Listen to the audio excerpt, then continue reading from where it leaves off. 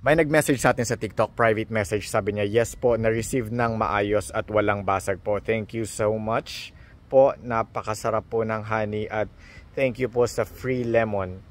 No? Si Ma'am Laika ito ng taga Bukidnon. Ma'am Laika, tatag nga kita dito, kung sakaling mapapanood mo to, na-ship ata yung item mo November 9, no? Tapos parang kahapon lang ata, alam mo sino baybayan ko yung shipment ng sayo? Ha, totoo lang, parang kahapon lang, November 19 ngayon Wednesday.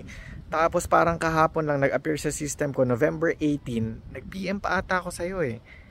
Kung okay po ba ang, nabasag po ba yung lemons, okay po ba ang lemons. And I was surprised na okay ang lemons. Yung parang may video kang ginawa. November 9 na ship yan. Nakarating sa'yo 9 days after. That is November 18. And I was not expecting na yung, ina-expect ko bulok na yung lemons.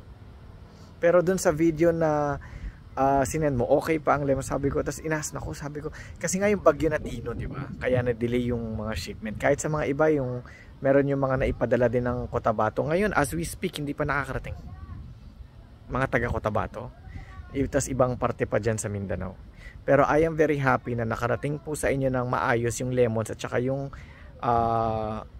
honey, tapos hindi basag, tapos okay po ang lahat. Maraming salamat dito sa mensahe ninyo, no? Ingat po palagi, salamat sa suporta. God bless you.